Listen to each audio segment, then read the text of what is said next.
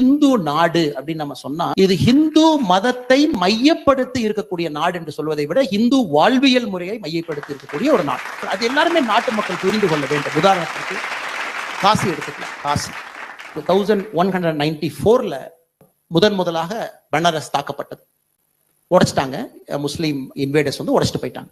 1212 ஒரு பெங்கால் ஒரு சேனா டைனாஸ்டி விஸ்வரூபா அவர் வந்து உடைஞ்சு போன காசி கோவில் ஒரு கம்பத்தை நட்டு என்ன சொல்றாருன்னா இது மகாதேவனுடைய விக்டரி கம்பம் அப்படிங்க. பெங்காலு காசிக்கு என்ன சம்பந்தம்? 1250ல குஜராத்ல சேத் வஸ்துபால் அப்படிங்கிற ஒருத்தர் அப்பவே 1 கோடி ரூபாய் கொடுக்குறாரு, காசி கோயில திரும்ப கட்டுங்கப்பான். குஜராத்துக்கும் காசிக்கும் என்ன சம்பந்தம்? 1276 ஹொய்சலா கிங் கர்நாடகால வீர நரசிம்மா 2 கர்நாடகால ஹெப்பாலே அப்படிங்கிற ஒரு கிராமத்தை எழுதி வைக்கிறாரு. இந்த கிராமத்திலிருந்து வரக்கூடிய வருமானம் சவுத் இந்தியால இருந்து இசியா டாக்ஸ நான் கட்டுறேங்கிறார். காசி ராஜாவுக்கும் ஹொய்சலாவுக்கும் என்ன சம்பந்தம்? இன்னைக்கு நாம சீக்கியர்கள் அவங்க வந்து ஹிந்து சீக்கியர்கள் பேசுறோம். மகாராஜா ரஞ்சித் சிங் போய் கோல்டு பிளேட் அடிக்கிறார்.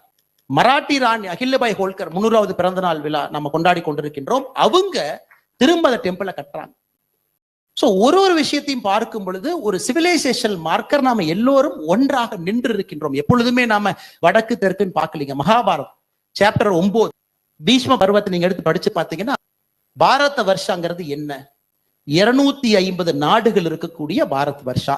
சோளாங்கிற வார்த்தையை பயன்படுத்துறாங்க மகாபாரதத்துல, திராவிடாங்கிற வார்த்தையை பயன்படுத்துறாங்க, உத்கல் வார்த்தையை பயன்படுத்துறாங்க, கிர்கிஸ்தான் லொகேட் பண்றாங்க, கஜாகிஸ்தான் லொகேட் பண்றாங்க. 250 நாடுகள் அடையாளப்படுத்துறாங்க. அதோடு நிக்கல, 300 வழிபாட்டு தலங்களை மகாபாரதத்தில் அடையாளப்படுத்துறாங்க. 300 வழிபாட்டு தலங்கள் எப்படி கனெக்ட்? அதோட நிக்கலீங்க, 30 பெரிய ஏரிகளை மையப்படுத்துறாங்க மகாபாரதம். இது 30 ஏரிகள் இருக்கக்கூடிய நாடு. அதோட அவங்க நிக்கலீங்க, 150 மவுண்டைன் ரேஞ்சஸ் மலைகள் இருக்கக்கூடிய ஊரை சொல்றாங்க. So they are connecting. இது பாரத வருஷம். திராவிடம், சோளா, விஷ்ணு புராணத்துல கேட்கிறாங்க பாரத வருஷம் என்னன்னு. கடலுக்கு மேலையும் இமயமலைக்கு கீழையும் இருக்கு பாரத் வருஷா.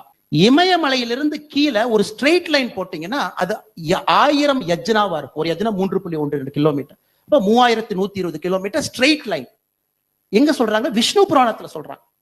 இன்னைக்கு யாராச்சும் உட்கார்ந்துக்கிட்டு வடக்கு தெற்குன்னு சொன்னாங்கன்னா அவங்க பெரிய முட்டாள்கள். காரணம், இவ்வளவு சரித்திரம் நம்முடைய நாட்டில் இருக்கு, இவ்வளவு விஷயங்கள் இருக்கு. விஷ்ணு புராணத்திலிருந்து மகாபாரதத்திலிருந்து ஒரு காசி அப்படிங்கிற ஒரு வழிபாட்டு தலத்தை இவ்வளவு சொல்ல முடியும். இத்தனை பேர் இருந்தாங்க. சோ எல்லாருமே நாம ஒரு லோக்கல் அடையாளம். இன்னைக்கும் பாரத் மாதா கி ஜெய். காரணம், பாரத நிலத்தில் இருக்கக்கூடிய நாம் பாரத அன்னையை வணங்குகின்றோம்.